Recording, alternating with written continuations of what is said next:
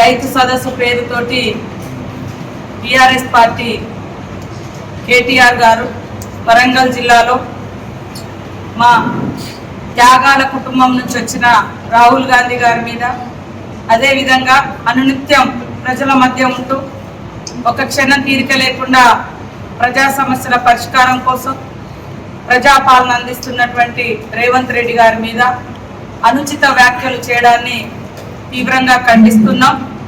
వెంటనే వెనక్కి తీసుకోవాలని కూడా ఈ సందర్భంగా డిమాండ్ చేస్తూ ఉన్నాం.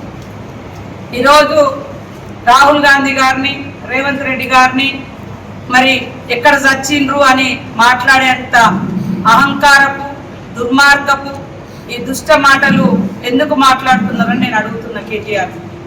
ఇవాళ రైతులకు ఏదో ఒరగబెట్టినట్టుగా వాళ్ళు 10 ఏళ్ళు కనీసం వరేస్తే ఊరి అని చెప్పి మీ ఫామ్ హౌస్లలో ఉండేటువంటి పంటలను మాత్రం అద్భుతంగా అమ్ముకొని కోట్ల రూపాయల లాభాలు చూపించి రైతులను మాత్రం ఉరేసుకునే విధంగా చేసినటువంటి దుష్ట పాలన, దుర్మార్గమైనటువంటి పాలన కేసీఆర్ పాలన, బీఆర్ఎస్ పాలన.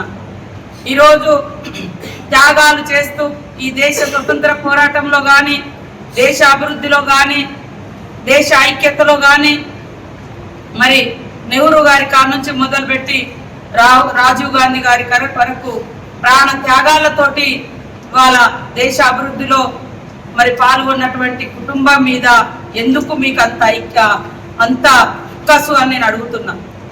ఇవాళ కేటీఆర్ నేనేదో ఫారెన్ నుంచి వచ్చిన నాకు చాలా కల్చర్ తెలుసు, నాకు ఇది తెలుసు అది తెలుసు అనేటువంటి వ్యక్తి ఈ రకంగా దుర్మార్గపు మాటలు మాట్లాడి ఇవాళ కాంగ్రెస్ను అబద్ధాలతోటి బదనాం చేయాలనేటువంటి దుర్బుద్ధి మీకు ఎందుకని నేను అడుగుతున్నా. నిన్నగాక మొన్ననే మరి జగిత్యాలలో కేసీఆర్ గారిని ఎవరో ఏదో అన్నారని సావులను కోరుకుంటురు అది ఇదని తప్పు అని మాట్లాడిన మీరు, మీ నాన్న మాట్లాడితే ఈరోజు ఇప్పటికీ మరి ఇందిరమ్మ గారు త్యాగం చేసింది, రాజీవ్ గాంధీ గారు త్యాగం చేశారు, వాళ్ళ దేహాలు ముక్కలైనా కూడా దేశాన్ని అభివృద్ధి పదంలో నడిపించారు.